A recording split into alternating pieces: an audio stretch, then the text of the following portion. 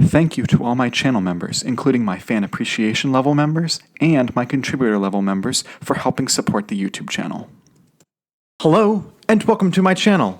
My name is Jonathan Cohn, and today I have my book review of the new release, Sunrise on the Reaping, by Suzanne Collins. This is another Hunger Games prequel. I have read the Hunger Games trilogy and also, of course, read Ballad of Songbirds and Snakes, and so this is the fifth book in the universe so far. And what I'll say to start with is, if you enjoy reading the Hunger Games books, you'll probably enjoy this. If you aren't a huge fan, it's probably not going to win you over. This is very much structured like the other books in the series. It feels like the other books. It really, particularly the first two books in the Hunger Games trilogy, feels very much like those two books. It's got some thematic elements that kind of tie it to some stuff explored in Ballad of Songbirds and Snakes, but really it reads as a novel. The structure of it is very similar to the first two Hunger Games books in the trilogy. So if you like those two, if you like Hunger Games and Catching Fire, you'll probably enjoy this one. Those are I enjoy those two. Catching Fire is my favorite book in the series. Although, even though I didn't like the book Mockingjay, I really like the Mockingjay Part 1 movie. That's a whole different discussion. But anyway, so this book is featuring Haymitch. This is the second quarter quell. So this is the time when they had 48 tributes, and that's from the movies and the books, and that's not a spoiler. And so that's right at the beginning of it. They talk about it. And so you kind of know where this book kind of has to end up. You know who the winner of this game is, and you kind of know what happens in his life after this. So what you get here is a how did we get here type story, where you see everything unfold and you start to see how the pieces fall into place. But also you understand what the Capitol is like, and what the what it's like when it's at the height of its power during the second quarter quell. And you also get to see the kind of formation of the rebellion. It seems a little odd that the rebellion is starting to simmer already, or kind of get ready 25 years earlier than it actually happens in the movies and the books, the main trilogy. But you still get to see hints of the prep for the rebellion happening here. A lot more characters show up in this book than I anticipated would, that you know from the trilogy. Ballad of Songbirds and Snakes is set at the beginning of the Hunger Games era. 10 years. It's the 10th games, and so there wasn't a lot of crossover. Obviously, we had President Snow as the main character, but there wasn't a ton of crossover. Whereas this book is set on the 50th game, so only about 25 years before the trilogy, so a lot of familiar faces will show up. I won't spoil all of them. I'll say one of them is President Snow is here, is very interesting. I don't know if anyone else has been spoiled in the marketing, so I will not reveal them. There is one character who shows up. I was like, I did not think that you were old enough to show up here, but that's really cool that we get to see you. So there are some cool characters who show up that you're like, oh, I remember you from the Hunger Games. And of course, there's references like, oh, I know your last name. You must be related to someone else that's in the Hunger Games trilogy. That happens a couple times in here too. This book, as I said, is very much structured like the first two Hunger Games books. You spend a little bit of time with them as the reaping happens. You spend a little bit of time as they're journeying to the Capitol. You spend a little bit of time as Haymitch is training at the Capitol, and then you have probably about a little past the halfway point, closer to about the 2/3 point. Not even that. Past the halfway point, maybe 60% in, is when the Hunger Games themselves begin. And then once the Hunger Games begin, they last till the last, I think, 2 or 3 chapters. And then you have a pretty long denouement.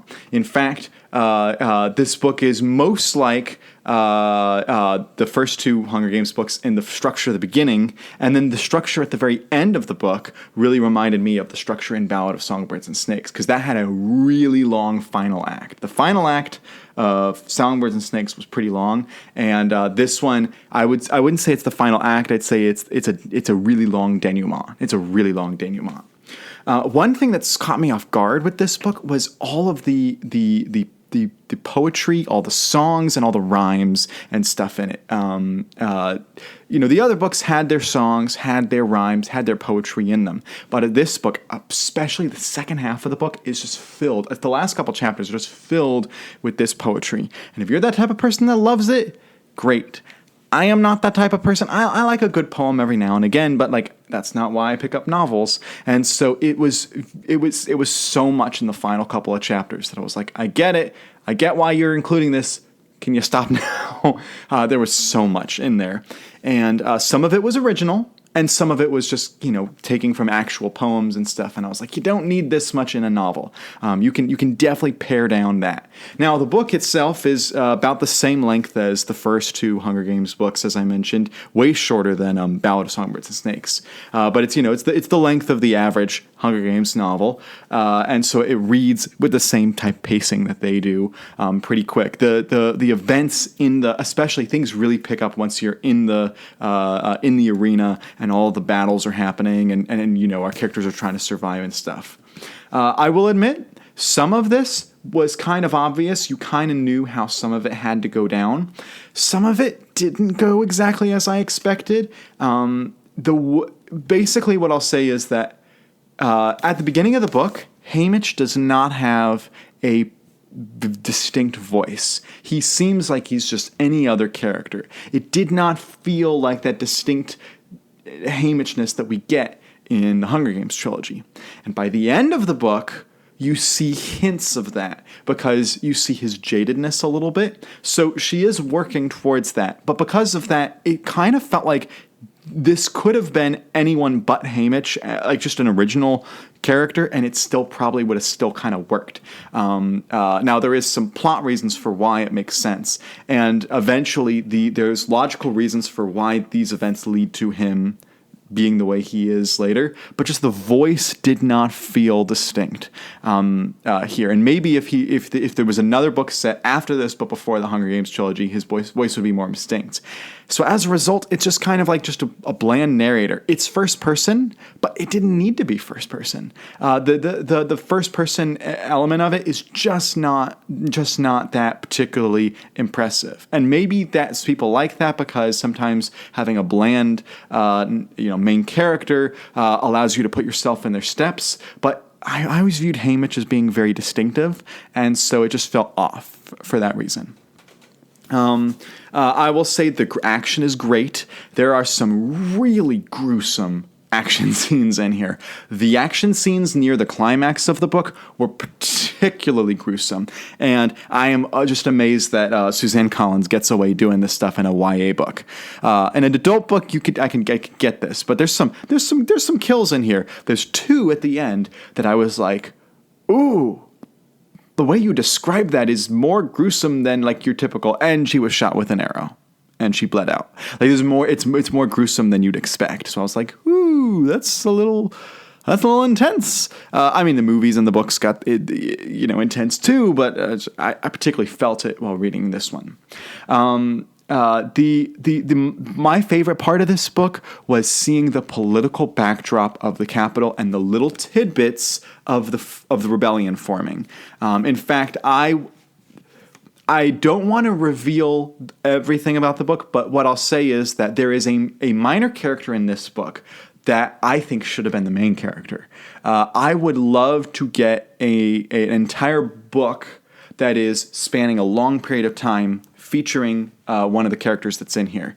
It's one of the people that's helping Haymitch out. If you've read the book, it's the person who helps him out contact people and form some plans. I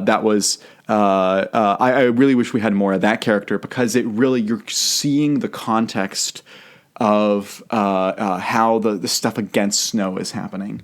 And I really found that stuff fascinating. And that's particularly in the first half of the book and at the very tail end of it. And of course, you don't get any of that in the games themselves because you're focused on the games and stuff.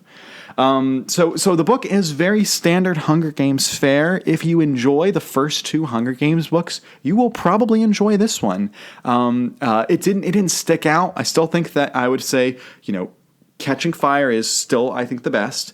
And I'd put, The Hunger Games and Ballad of Songbirds and Snakes just below it. I think this is like just below them, still a good book. And then for me, it's above Mockingjay, which is funny because I still love, my favorite Hunger Games movie is still Mockingjay Part 1. But the book did not do it. I did not like the book. But I did like this one. I'm curious to see how they're going to do the movie, although I can see it being profitable. I want to hear from you. What did you think of the book? Did you like the political undertones that are being discussed? What did you think of the poetry? Did it take you out of it? Did it still work for you? Which character would you like to see featured in another Hunger Games book? I'm still totally willing to come back to this universe, although I want to put less focus on the games and more focus on the political situation. That's just me. Let me know your thoughts on those in the comments. And until next time, I'm Jonathan, and thank you for watching.